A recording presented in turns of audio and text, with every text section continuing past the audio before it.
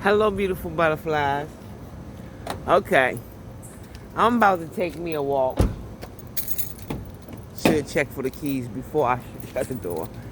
That's my house over there. That's my car. And we're going to take a little walk up around the market.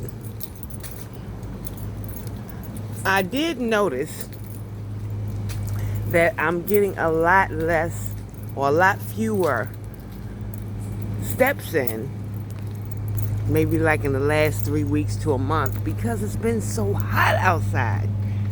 So we had this little rainstorm and it really was cute. It was about a half hour, 45 minutes long, and now it's cool out here. And even beyond that, now it's late. So I live across the street from Highlands Market, and this is my pizzeria, Zealous. Make sure I'm not gonna get hit by a car. Yeah, Zealous. Only thing is they don't sell slices. OMG, that's the worst. So we've been on these walks before. I've showed you the beautiful market, both inside and out. But this is what I get to see when I take my little walk. And there's H.L. Mencken. There is Edgar Allan Poe. All the things, the famous people that lived around here. Edgar Allan Poe is the man that wrote, quote, "The Raven Nevermore," while we have our football team called the Ravens. And what else? Let me see. Oh, yeah. The mascots are named Edgar Allan Poe. And I think maybe about 10 years ago, they fired Edgar and Allan, and now all you see is Poe when you go to the games. My cousin lives down there. And not this block, but the next block down, that's the stables where we see the horses. Okay? We're going to walk past the Black Cherry Puppet Theater, and it's active and continuous.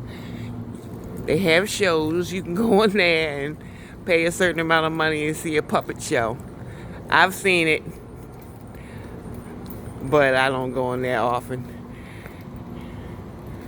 Got some blown glass.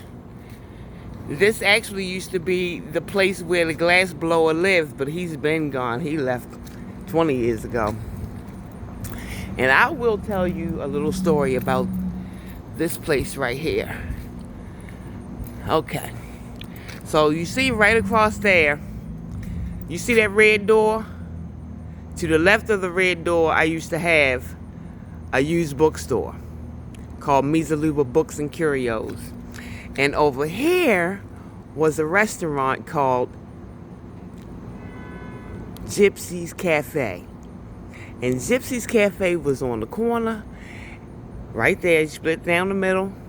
This is 3 houses, but imagine it being only 2. You split it down the middle, and her actual house was next door. Okay. So eventually the city came around about my used bookstore, and I guess I didn't have a permit or something, and I found out who it was that called the city, and it was Gypsy, and she lived there. My fingers. Okay, it was Gypsy, and eventually she tried to take down the wall between the restaurant and her house, and the whole thing, 2 whole buildings, fell down to the ground. And this is what they've built to replace it now. All about 20 years later. I mean, I'm not sure. You do the math. This was around 1992 is when I had that store over there. But anyway, also on my corner was another bookstore. And that's this here on right here. And it's no longer a bookstore, but this was also a bookstore back then. And it's so beautiful inside. I think they have a wrought iron spiral staircase. Yes. So this is no longer a bookstore, but it was back then. And over here on the corner was the Corner Cafe. And I used to go in here and buy strawberry Snapples every day. And even though it was a coffee shop, I didn't buy coffee because I live right there. I can make coffee. But I used to come up here and get a strawberry Snapple. I don't even drink Snapples no more. Goodness, that's a blast from the past. And that's the name of it. I don't really know what they do in there. I don't think I've seen it open, to be honest with you. Of course, I have neighbors that live up there. And this is the other side of Highlands Market, see? This is the front side. I guess you usually see the rear of it when I'm on my block. But this is how it looks. And there's a wonderful African shop there. And he has everything. Baby, if you come here during the day, it's so much stuff that's laid out on the sidewalk. Come on out of that truck and out of the store, and he puts it all away and goes home when he's finished. But yeah.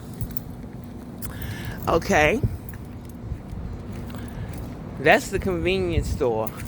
They replaced my convenience store with this. Before the renovation, this was the best convenience store. They had everything.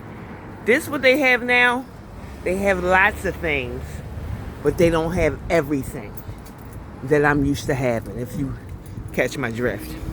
I used to come over here and buy cigarettes. Ain't no way in the world they selling cigarettes in there now.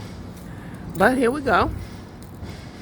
Next door to the African shop is an art gallery, which of course is closed now. But it's called, let's see the name of it. It's called the Ramsey Art Gallery. And it's very nice. I've never been in there.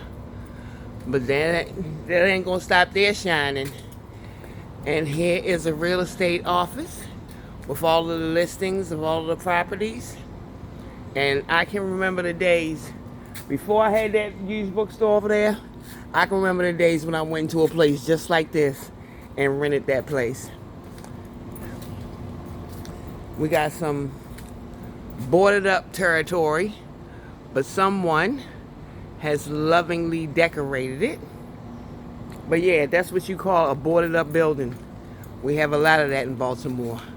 But in certain neighborhoods, the boards get painted. I guess that's better than the alternative. This is a restaurant. This used to be called Minkin's Cultured Pearl. Remember I showed you the picture on the other side of the building of H.L. Mencken?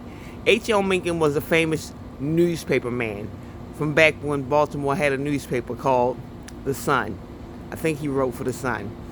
We used to have the Sun and the Evening Sun. Can you imagine newspapers being so hyped that we had 2 in a day and 2 in a city? The other newspaper was called the News American. Ain't no newspapers no more. Well, the Sun, yeah, but you got to get that online. And they have a paywall, so you know nobody's reading it. But this is now the Rooted Rotisserie. And it's closed. But they have soul food. It's a bit pricey. As you can see, it's a bit small. Or they like to call it intimate. But when I only been in there once. When I came in there, the music was way, way, way too loud for a place that was so small or so intimate. But anyway, over here, this is the place that the fish fry operates out of. And they used to have a line down the street here, but they've moved it over to the Love Lot. And this is the Love Lot over here. At the Love Lot, they have installed charging stations for the electric vehicles. So I would say you kind of sort of ruining the Love Lot, but at the same time, I don't really see a lot of people using them. But here are the EV charging stations. And as you walk around, you can see the benches and the whole setup. The people with the fish fry, they set up right here. And the line is more organized than when they were right there, because they were out in the middle of the street all the time. But this is popping. And it's good to come out here now and walk you around, because this time tomorrow, this is Thursday. This time tomorrow night, it'll be packed out here. So you see why we call this the Love Lot. Let me back up. We call this the Love Lot because we have one of Baltimore's world famous love murals. You see it? It's hard to see because of the blue awning things, but that's love in sign language. ASL, which is short for American Sign Language. And we have artificial turf out here. I'm not really sure when this went down, but this is my first time noticing that they've literally laid carpet out on the Love Lot.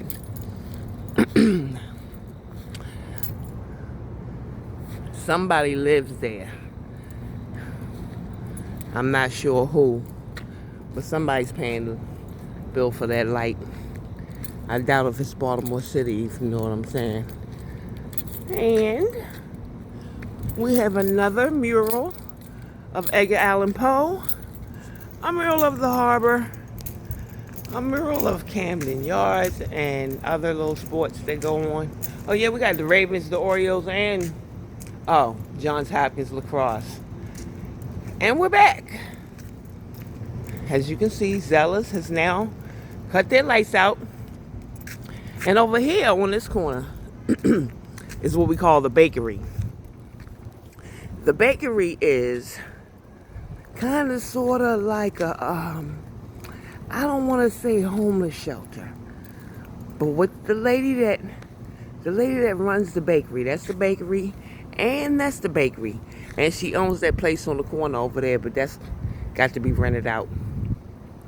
The bakery is where she puts out used clothes, used shoes, used pocketbooks, used book bags, and every Friday you can get dinner for free. It's usually some kind of chicken and rice. There's Zeller's, they're closed now. It's usually some kind of chicken and rice and piece of cornbread, but they put out the free food and the free shoes and the free other stuff all week long, and on Fridays they have the free dinners. And I think it's very noble and honorable. Oh, okay. Over here at Zeller's, we have a garden, a little yard garden. This is where they grow tomatoes, lettuce, everything.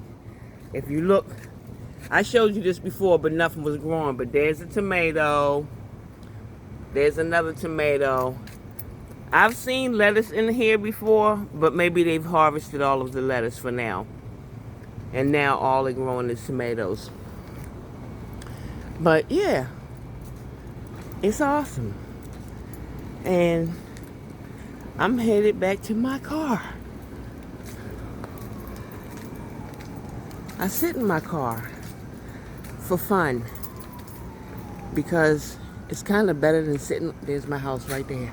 It's kind of better than sitting on the steps, if you know what I mean. Because the steps are hard. I have my cushion, I have my shelter, I have my this, my that, if necessary, I can cut on the heat or cut on the air. I can even charge my phone, but I never do. If it gets that serious, I just go in the house. But yes, that was your tour.